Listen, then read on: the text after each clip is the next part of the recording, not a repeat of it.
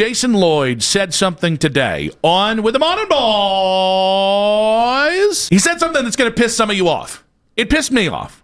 And I want to be clear here that when we react, I'm reacting to a thought that Jason's having that I do think people around the NFL actually echo. That I think that this isn't just Jason saying this. I think it's informed by what he hears from people around the NFL. But Jason was on with the Ken Carman Show talking about Shedeur and his future with the Cleveland Browns. Look at everything that Kevin went through over the last year with Shedeur and some of the stupidity and nonsense that was out there. What coach would want to sign up for that, particularly when he didn't play that well? He wasn't that good. Like, I've been pretty adamant. He shouldn't be on this team. Like, to me, Shedeur should not be on this team next year. He's not good enough to be the starter, and this organization is not stable and mature enough to have him as a backup. They've proven that. So what, are you going to draft another quarterback and put him atop Shedeur, and then all the stuff comes back again about, well, what about Shedeur? When are you going to play Shedeur? Like, no thanks, hard pass. This literally happens all the time in the NFL. Just as a quick aside, hey, that guy started for us last year. Now he's the backup. That's called the NFL. That's called like the Saints every year for the previous decade. Yeah, I don't know what we're getting at here. The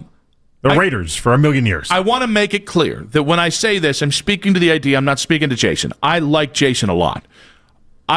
I think that this line of thinking is still too prevalent when it comes to people that talk about Shedeur. Jason, the part we didn't play there is part of his answer, and Ken went back at him. I thought Ken did a great job kind of pushing back. No, that was good, and I want examples. This is exactly what I was thinking in the moment. It's like, give me the examples you don't like, Jason. And the best thing we got was he mimed some words. That pantomiming really hurt Shedeur for some reason. It became like he called somebody a bad word, like he called somebody an unforgivable word, like a slur or something. But I just can't do this. I cannot do what I think is a lazy narrative around the NFL. Not that Jason is informed by what he hears from people. I think part of the conversation as a head coach, I think it's the greatest litmus test in the world. Hey, what do you think about Shedeur? And if you go, poor Kevin Stefanski, he had questions. Like the whole point of, wow, you can't have Shedeur back, the whole point on why this was supposed to be torture for a head coach is Kevin Stefanski got a lot of stupid questions about Shedeur Sanders. Yeah. Have we listened to these press conferences? It's an occupational hazard. Well, but I am interested in that side of this, by the way. The idea of if you really want this job, you're trying to be a head coach for the Browns, you really want this job, and you're trying to give them the answers you think they want instead of whatever your genuine answer is. How do they answer this with Shedeur? I think you answer it honestly.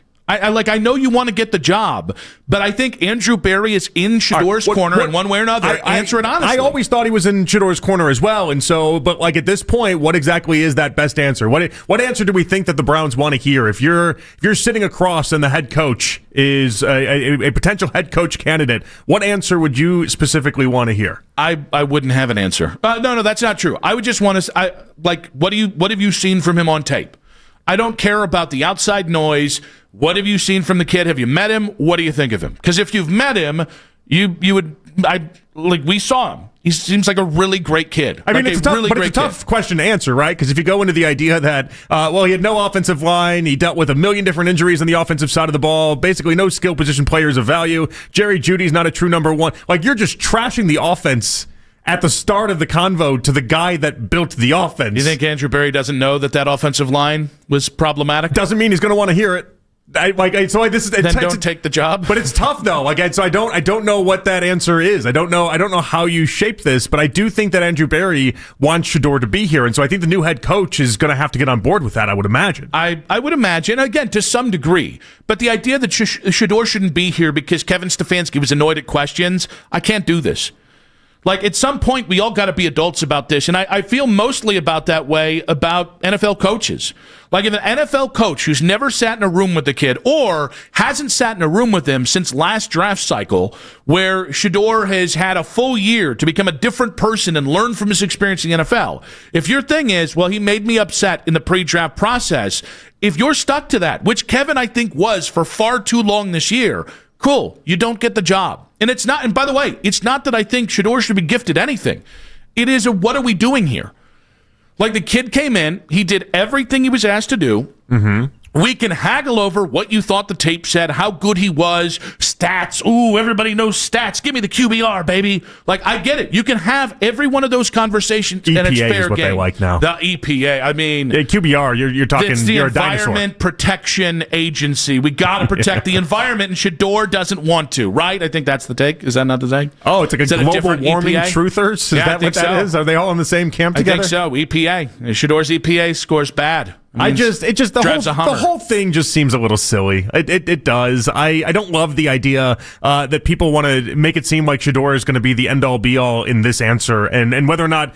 But I mean, coaches can definitely eliminate themselves if they don't handle this right with Andrew Berry in the whole entire process. Isn't it leadership though? Like, I want a leader of men, right? Yeah, that's what you've been saying. Everybody here now is saying leader of men, and that's a little nebulous. It's a little hard to define. It is. But much like pornography, you know it when you see it. That's right, yeah. So if a coach says to me, he's going to get a lot of social media posts about this. Okay, you're not a leader of men. Well, I would also say what quarterback isn't getting social media posts and clicks and likes at this point? They all have Instagrams. If a quarterback in their social media presence, and honestly, if you think Shedeur's a little immature and that turns you off, grow up. Like, honestly, I cannot handle... It'll come from the same guys that'll say he's immature while watching videos of Cam Scattaboo and Jackson Dart. And Jackson Dart throw his head through an actual, like, legitimate plasterized part of a wall and be like, no, but that guy's cool. That guy's just a gamer. That guy he just has a lot of gumption, that guy. It's like, what are you talking about? If you're afraid of the noise around Shedeur, honestly, you're chicken bleep. Like, really, you don't, and this isn't a Browns thing, it's not a Shedeur thing. Like, if a guy doesn't show up on time, if a guy is disrespectful, if a guy won't work, if a guy doesn't want to learn, those are the things that are my non-negotiables. He's got a big TikTok following, and we get some questions about it. We get questions about the backup quarterback. Get out of my building. Like, it's the simplest thing in the world, and honestly, at some point, it's insulting. Like, to all the people who all they can do, listen, you want to not like the kid, that's on you. That's fine. I have been called a supporter because I simply didn't crap on him every chance and do the reductive thing where the tape was pretty okay considering everything, and I didn't go, he's a failure, and just get pissed about it, right? By the way, because it's low-hanging fruit and it's not altogether true. But the point is, if you can't handle, this idea that Kevin Stefanski went through some sort of war experience, like them drafting Shedeur Sanders was his Vietnam, is so incomparably dumb. One, it's insulting to Kevin Stefanski and makes him look like a total B. Yeah. Two, it paints a picture that this big, tough NFL, these leader of men, we're real football men, right? Oh, man, we're tough. I'm going to fight you in a bar. I'm going to watch Roadhouse and get with a bunch of guys and beat each other up. Did you just try to score a defensive touchdown there? Is that what happened? I gave the little give a little honk. Yeah, right? Yeah. Because I'm a football guy. You seem like you're starting a lawnmower when you grab it. It's insane. Let me beat my chest here. I'm a football guy. I'm like Leo with McConaughey on coke in Wolf of Wall Street. I'm a football guy. Not Shedeur. Oh, no. Lord, not a question about a backup quarterback. Please, Lord. All the humanity. Take my firstborn son, but not Shedeur. Not a question about Shedeur. Dear God. 3 questions in one session? Yeah. About Shedeur? No. Why'd you say his name like a question mark? No, please, God. Shedeur? Take my wife, but don't make me deal with questions about Shedeur Sanders. Yeah, I know. God forbid we have to answer about his development or answer about just a simple thing about how his game went. I agree with you. I think it's very, very soft of any potential head coach to come into a building and then tell Andrew Berry we can't do it because of Shedeur. It's incredibly soft. I want to be there. I want to be there. I don't think Andrew Berry likes Shedeur. I don't think he's ready to say I'm done with him and this is your call. It's not about Shedeur though to me. It's about how stupid. It's about what he symbolizes to you is the idea here. It's about how stupid this is. Can you deal with any sort of, whether he is doing it or whether it's his fans doing it or whether the people around him, whatever it comes with Shedeur, can you deal with that? And if you can't, I got bad news for you. There's always going to be a quarterback with an Instagram following. There's always going to be a wide receiver that wants to go on Dancing with the Stars. There's always going to be a running back that is dating a Kardashian, okay? Like this exists all throughout the NFL. will. It always will. It's just going to be a different guy. If you can't handle it now, you're not going to be able to handle it in the future. I'm embarrassed. And I, in fairness, like, because it's not just about football guys. It's about the way reporters have started to get upset and basically blame the kid because there's Shedeur fans out there, supporters, who will go after them on social media. Well, they won't be happy until this turns into Tebow. They called it Tebow Mania 2.0, and those set of people won't be happy until it legitimately turns into Tebow, where he tries to play a different sport or something stupid, or tries to come back as a tight end or something insane like that. Like, that's what they want out of all this. And that's where I just think it just doesn't sit well with me. At some point, if we all agree, Shedeur's been nothing but a great kid. He's been in the community. He clearly did the work necessary, no matter what you thought about the on-field product. Mm-hmm. If this is such a hang-up for a coach, I instantly lose all respect, and I would feel that way no matter who it is. If it was Quinshon Judkins, well, but he's on social media. Like, grow up.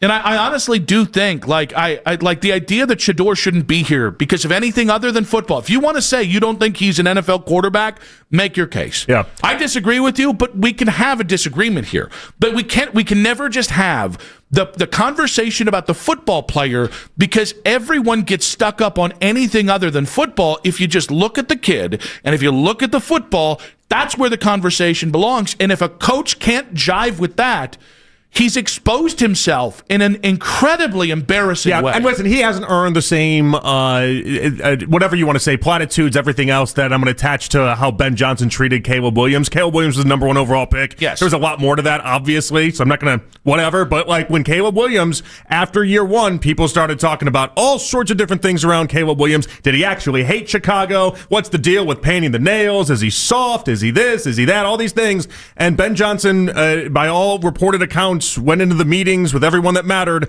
and was like, I got this. This is my guy. He's the least of our problems. We got to get a guard center guard. He's the least of our problems, okay? That's a good thing. We want this type of guy. And like that should be the mentality. And that doesn't mean obviously Shedeur is Caleb Williams. I'm not saying that, but the idea is that you should come into the situation and say, that's the least of our worries. That's the least of our problems. 474-0092. At Nick Wilson says, at Jay Peterlin on social media reactions on X, powered by Scheiben Jewelers, Cleveland's premier jewelry store. Jason Lloyd says Shedeur shouldn't be here next year. Answer your question. I did finally come around to an answer on your question. Okay, yeah. Which is, if you're Andrew Berry, what do you want to hear from the prospective head coaches if Shedeur comes up? Because obviously everyone's done interviews in life. There's obviously questions that you trip over and you don't answer that correctly. There's the whole job interview. I just want to hear, what do you think of the football, and have you met the young man? If for 1 second you go, a lot of noise around him, okay, you're done. It really is. And again, it's not really about Shedeur because I don't know if Shedeur is going to be able to be the starter next year. I like some of the things I saw down the stretch. I didn't like some of the other things. People who said they didn't see development, I think, quite frankly, weren't really watching the games because I think he did a lot of interesting stuff in the back half of it, something that I'm more than willing to give Kevin Stefanski and Shedeur both credit for. But I just think it's like the simplest trip up. I also think it's, hey, what do you think of the working dynamic here? I think that's another one. I think if you're Andrew Berry, I think there are 30 questions you're going to ask a candidate in the first 2 hours. And I think there are 5 trip-up points. And I think you can find, hey, what do you think about Jimmy Haslam, right? I think you can Which is an incredibly hard question to answer. Yep. And I don't know that you can go through a whole interview being 100% honest with the Browns brass and walk away getting the job. I don't know that that's possible. But I think in this case, like the guys that I like, and I'll be honest, when we say leader of men, you are talking Dan Campbell.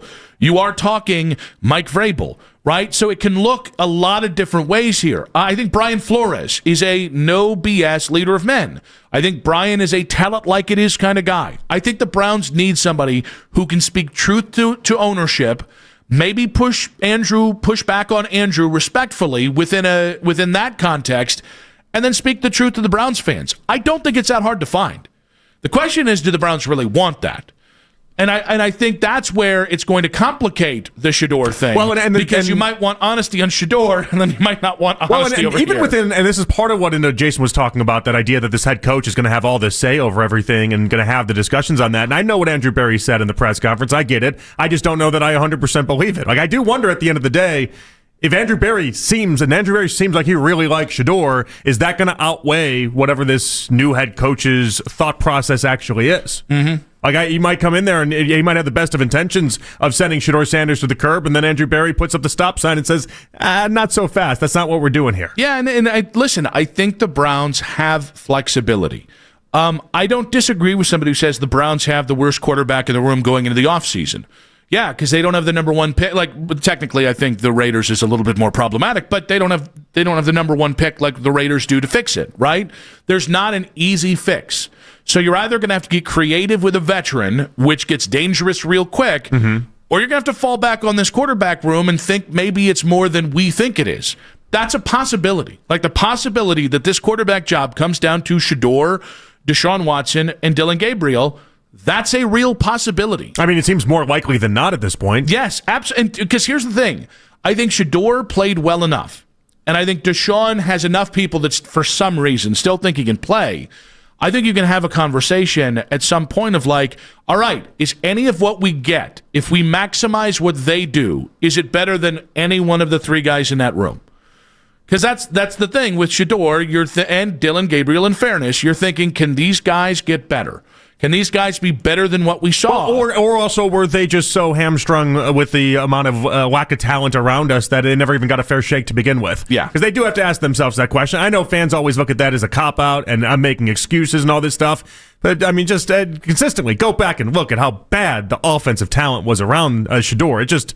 Even Dylan, in many respects, it didn't really stand a chance. I know we're in doom and gloom season. So the Browns are the worst organization in sports. Nobody wants this job. That's not true. That's you being pissed about where they are. It's the worst quarterback in the room.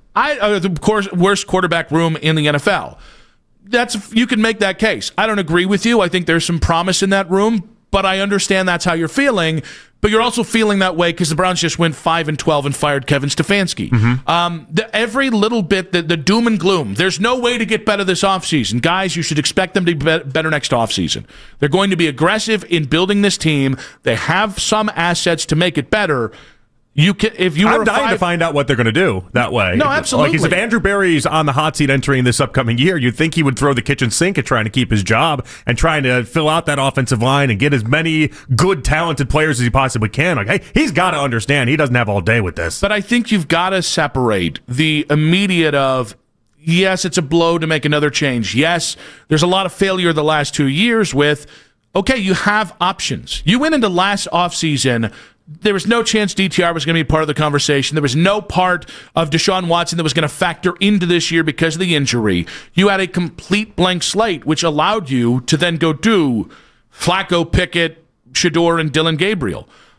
You have some continuity in that room. That's at least a place to start.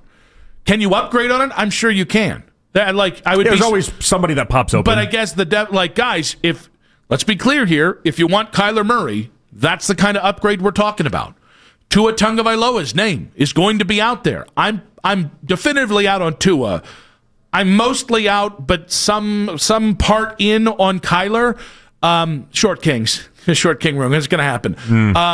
But that's Kirk Cousins. Oh, an old guy that might play one game and might not have the arm strength anymore to play in cold weather.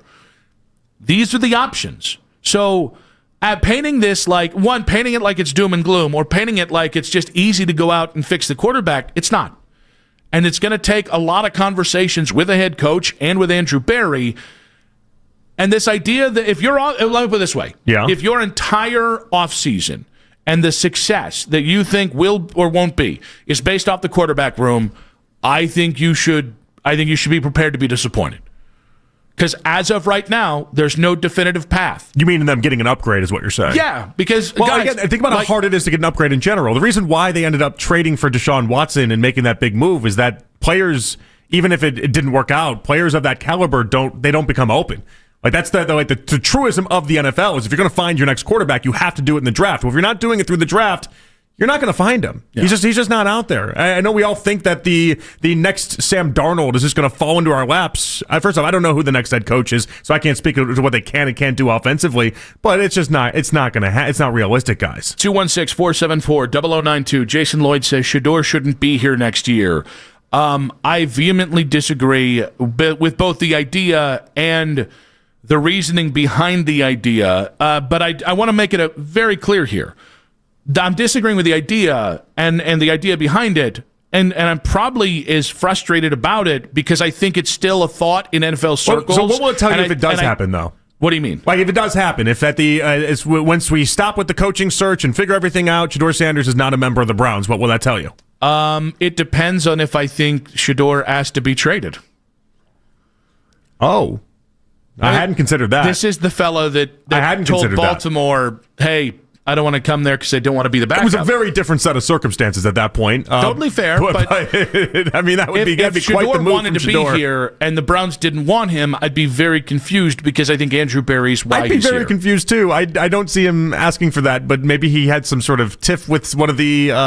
Maybe he gets promised a job somewhere else. I don't know. That doesn't seem likely after this last season. But I'm trying to figure out the scenario because again, we can shoot it down and say that we think Jason is crazy for suggesting a head coach. This would really get in their head, and then why should they want him here? But it's not a 0% chance. It isn't. It's not a 0% chance. There could be a head coach that they'd go with that would say, I want to see Shedeur out the door, and that's part of the deal.